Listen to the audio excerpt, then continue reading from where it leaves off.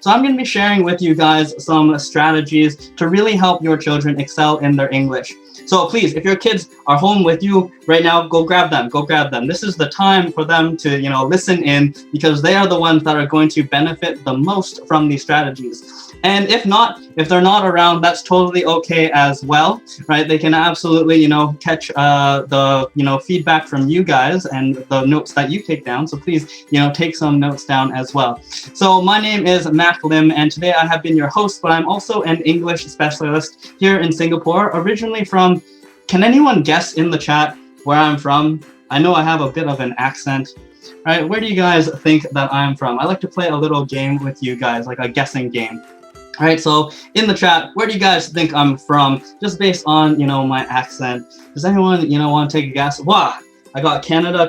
Does it really sound that Canadian? What is that? All right, that's amazing. Yes, you guys are correct. I am from Canada, right, all the way on the other side of the world to be here with you guys today.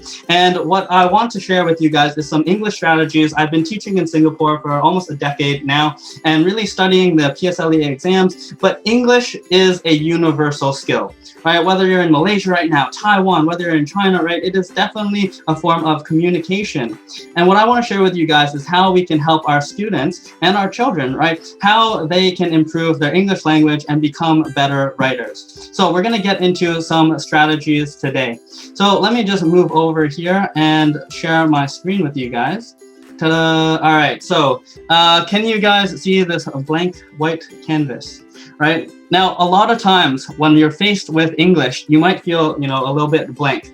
And today we're going to be going through how you can become a novice in writing to a novelist. Okay, if you guys are excited, please hit 1 in the chat, because we are going to go through some powerful strategies in the next 10-15 minutes. Okay, thank you so much, guys. I see you in the chat. We're going to get into it. Our first idea today is building imagery. Okay, we're going to be building imagery. And how do we do that? First, imagery is the reader, right? The idea in the reader's mind. And we want to build imagery, and I'm going to show you a powerful technique. And this technique is called layering. Okay, thinking about layers. Imagine it's very cold where you guys are. I know it's not like Canada cold, but imagine it is cold where you are, and you're wearing layers. I tell you, hey, you need to put on some more layers. And right now you're wearing a t-shirt. Would you put a t-shirt on top of your t-shirt? Would anyone put a t-shirt on top of their t-shirt? Put 1 in the chat if you would do that. And the chat is just silent. Oh, Dr. Marnie's going to put a t-shirt on top of her t-shirt, right? But for most of us, no. We're going to be putting other layers on top of a t-shirt, a sweater, a jacket, right? And here, this is the same idea, is we're putting similar ideas into combination by layering our words. Okay, similar ideas, not the exact same thing. I'm not going to put a t-shirt on top of a t-shirt, right? So, okay, we're going to be putting on like a jacket on top, but they have the same idea. All of them are clothing. So in English, what we're using here is synonyms, similar but different ideas, right? Similar ideas in combination. So what is a synonym? Okay, you can take a screenshot here for the definition, right? A synonym is a different word with a similar meaning. Hopefully that's not too small for you guys. I'll repeat it again. Synonyms are different words with similar meaning. So what does this mean? I want you guys to think about different words for the word hot, okay? And I don't mean like, good looking hot. I mean, the weather is hot. Not cold, hey, not bad, right? What's another word for hot, right? Please type your answers in the chat. Right, I want to hear from you guys. Humid is an amazing one. Great job, Jasline. Warm also, right? These very hot, right? The degree is enhanced. Blazing, wow, the vocabulary on point. So we have these synonyms here, right? Sweltering, hoot, and fire. All right, amazing, guys. I love it. Okay, so here are some examples of some synonyms. And this is really going to help our children to not just enhance their ideas, but also their vocabularies. I find that it's really hard to memorize full-length definitions, but instead they can apply the strategy of learning synonyms for words that they already know. This is a faster way for them to retain their vocabulary. Now, on top of that, it's going to help them avoid repetition in their writing. Let's talk about academic writing for a moment, right? When you're talking about academic writing, it's going to avoid repetition. Rather than saying, it's hot, it's hot, it's hot, we can use our synonyms. And I'll show you guys by way of example, right? was hot out while the sun was hot and I was hot in the hot air. Wow, so hot, right? It's definitely hot. But the repetition here is going to award you less marks, right, for your academic writing. So instead, we can just replace it with our synonyms. So this is our first technique. Okay, so please, if you want to take a screenshot, it's right here for you guys, the layering technique. Okay, and we'll be going through this as well in our next idea, which is associations. Okay, associations. Do any of you guys have siblings? Can you type in the chat 1 if you have siblings? Or I'll ask an either question. Do any of you guys have parents? I'm sure all of us have parents, right? You guys are all parents here, must have children as well. Now, I want to know, are you guys exactly the same as your siblings or your spouse or the people you're associated to? Are you guys exactly the same? Hit yes in the chat or no in the chat. I want to know, are you guys exactly the same? I got a hard no from a lot of people already. Wow, no, no, no, no, no, all over the chat, right? It's absolutely true that we are not exactly the same as the people we're associated to. So we're thinking about the same idea here, guys. Different, but related ideas. You're still related to your brother, you're still related to your parents, but you guys are different. You are associated. So how do I apply this to English writing? When I think about my associations, you want to consider what would you do in a situation if it's a hot day, right? Please type in the chat. What would you do if it's a hot day, right? Cold shower? Hey, put on a t-shirt on top of your t-shirt? No, no, no, no, no. What are we going to have? Right? What are some? I got shower. Very good. Right? Suntan. Wow, nice. Okay, stay home. Aircon. Very good. Right? So on a hot day, eat ice. Right? Put on sunblock? Absolutely. On a hot day, you're going to notice that people are going to start to do certain things like this. Eat ice cream, right? We're going to have cold showers, cold drinks, right? Put on a cooler. And one thing you'll notice about this is these are very different than the hot day. And yet it's emphasizing how hot it is. These are called associations. So we can pair these two ideas together, right? Layering as well as associations to build our readers' imagery in their mind.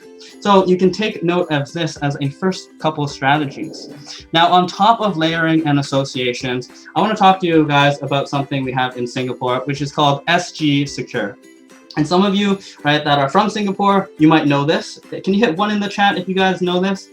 All right. I only look for aircon, Nicole. Right, so anyone, yes, Jasline knows SG Secure, right? It's a very common thing. Now, for those of you that don't, it is a counter-crisis unit. It's kind of like the terrorist police. I don't know. It's like the police that are going to be helping counter-crisis. And when I have students who are writing their exam, they're like, I'm also in a crisis. Who do I call? Right? So you can remember the SG Secure strategy. Now, the SG Secure strategy is an acronym to help you guys remember the app, right? For SG Secure, we have an app to call or contact the SG Secure. We can also act. They want us to run, hide, or tell the right authorities. And they want us to dial, right? Call them up if we can't, contact them through the app. Now, what does this stand for in English? Okay, here we have for our imagery, we're going to be describing the appearances of certain things, the actions of certain things, as well as using dialogue, right? And dialogue is actually super important. I'm saving the best for last for you guys.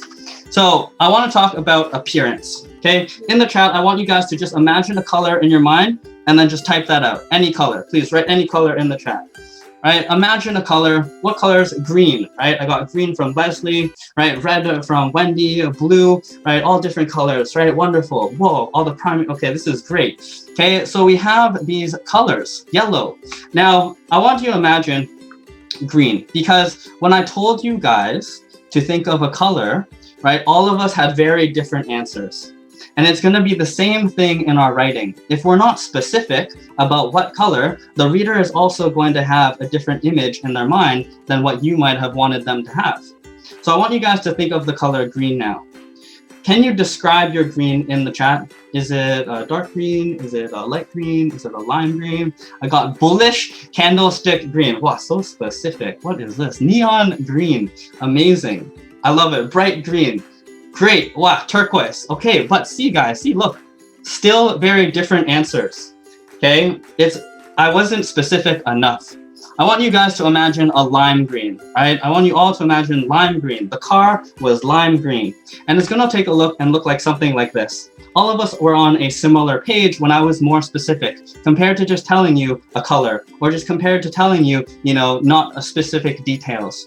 So it's gonna give a very different imagery when you don't use specific details when you describe things in your appearance. So this is one thing that you want to take note of for our students when they are writing. Now, there are many different colors that you can choose from, but beyond colors, we're actually just using what's called adjectives. Okay, so adjectives in English are describing words. And these are very helpful for our students to know. There's actually a whole bunch of different types of adjectives.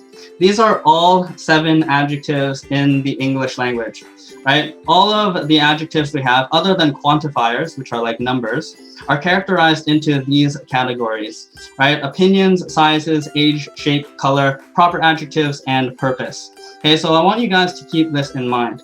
Now, little known fact is that there's actually an order to English. Is this too, can you guys see this? Is it too small? Do you want me to make it bigger? Is it all right? Good. If you guys can see, please hit 1 in the chat. Looks great. All right, thank you. So there's a native speaking English, right? When we speak as native speakers, we actually follow an order of adjectives, and many people don't actually know this. And this is very beneficial for our students and our children to know as well, right? Be an informed parent, right? We're gonna learn this rule about adjectives. So let's get into it together. Our order of adjectives is as follows. It's first going to be opinion, then size, then the age, then the color, the origin, material, and purpose. It is actually always in this order to be grammatically correct. And I'll show you what I mean by way of example. Let's take a look at this example together, guys. Look at the example below, okay? You have a lovely little round blue French silver teapot. Compared to, you have a French silver round old little blue lovely teapot. I want you guys to type in the chat which one you think is more grammatically correct. Is it 1? Is it 2? All right, what do you guys think in the chat here? What is the best answer? Okay, Christine, I got a 1, a lot of 1s. All right, 1. Anyone else? All right, 1s all around. Okay, very good. And you can see here that it is going to follow this order of opinion, size, age, shape, right? We have the opinion, it is lovely, right? The size, it is little. The age, it is old. And for some reason in our minds, we just know. But for non-native English speakers, right, this is something for them to learn. So the order is actually in this order chronologically here. If you want your children to understand how to use adjectives in order, this is a very good list. You can take a screenshot. Okay, this is going to be here for you. Okay, so on top of this, right, our strategy of adjectives, one other thing that we want to talk about is the actions, right? I want you guys to tell me, how do I look right now? How do I feel? Right? Oh, cool. Thank you, Christine. Thank you, guys. Thank you for not putting I look stupid. I feel, but yes, absolutely, right? I look freezing, I look cold, and I'm not telling you guys, I'm showing with my actions. And it's going to be the same thing for our writing. We want to utilize actions to show what are we feeling, right? Itchy, thank you, Alan. Right, so we're going to utilize actions to convey or imply the feelings or emotions that you want to express to your reader. So for example, this is just telling Tom was very cold. But to show it, you can use actions like, oh, Tom clasped his icy fingers together and clenched his teeth, right, to prevent them from chattering. Right, very cold. Right, showing with actions. Now, our final one for today, as I said, quick strategies is dialogue. Now, dialogue is super, super underrated. I mean, I feel like students can absolutely use this more in their writing, but remember not to overuse it. So dialogue is when you're having a conversation, right? In your text, in the quotations, it's like blah, blah, blah, so-and-so said, right? This is going to be your dialogue. And dialogue can actually do more than you think. It can actually show, not tell. So dialogue, first thing we need to know is that it should be used sparingly, right? Do not use overuse dialogue, because then it's not, a composition or writing, it's just a conversation, right? So remember to also use proper punctuation. Okay, whenever a student or a child is learning dialogue, always tell them to put them in the quotation marks to show that it is someone who is speaking. Now in the chat, I want you guys to participate one last time. Okay, we're gonna have Julie has just lost her pen. Okay, she lost her pen and she's gonna say something about her pen. What could Julie possibly say? Is there anyone, the possible answers? You know, Julie has just lost her pen, right? What is something that you can say? You have a character, her name's Julie, she lost something. What do you guys think? Have you seen my pen, right, from Rubiana, right? Where is my pen from Cindy, right? Can I get one more? Does anyone have another answer? Great. I felt sad. I just felt sad. You know, I lose my pen, I feel sad, right? Ah, my blue pen, my pen is blue, right? We lost our pen, and I want to show you how you can enhance your answers for your children as well. Okay, have you seen my pen? Who took my pen? These are great answers, right? I love it. Now we're going to talk about how we can enhance the plot, the characters, and the setting with our dialogue, right? Going beyond just the text itself. So this is telling, right? Julie has lost her pen. But I want to show you guys a model answer. Okay, so instead of Julie has lost her pen, we can say, where on earth is it? Julie exclaimed frantically. I need it to write my exam, right? And in this example, you'll notice three things are being developed. Not just the idea of her losing her pen, but where Julie is, what's going on, and what type of person Julie is. Can someone tell me, is Julie a teacher? Is Julie an examiner? Right? What do you guys think Julie is based on this dialogue here? Is Julie a mother? Right? What kind of person is Julie? Right? We have student. Very good, Cindy. Thank you. Right? So we have student. Yes, exactly. And did I say she's a student? No. Right? We're showing it with dialogue by including some actions and a sense of place to give more context. And it's actually a lot simpler than you think, and we're going to review this in a second. But before we do, you also want to note that Julie is not someone who is calm, right? We have some idea that she is frantic about her exam, and we know that she is where? Probably at school, right? She's not at home writing her exam. Well, maybe HBL now, but she's not at home writing her exam, right? But she's at school. So we're learning more about our characters, our plot, and our setting. And one big thing, guys, we didn't even mention the pen. And yet we know it's the pen, right? This is the power of show not tell through dialogue. And we're going to go through those strategies together, right? This is the tip of the iceberg. But what I can share with you guys today is how to do this, right? So how you can do this is by simply including an action to show what's going on in the plot, right? That's the very beginning of this step, is really showing an action so that we can understand more of the context. You can also include an emotion on your characters, right? If they're doing it angrily, if they're doing it timidly, right? If they're doing it, you know, in any way that they want, is going to show their characteristics. And finally, last but not least, we're going to include a sense of place. It doesn't technically have to be the place itself. You could say from the living room, right? Or you could just say like while I was on my bed, then we know it's in the bedroom. Right, so this is our strategies for today. Again, I will leave this for like 2 seconds for you guys to take another screenshot. Right, super powerful strategies. If you guys have learned something today, please drop me a 1 in the chat right now. I hope this was, you know, at least somewhat beneficial for you guys.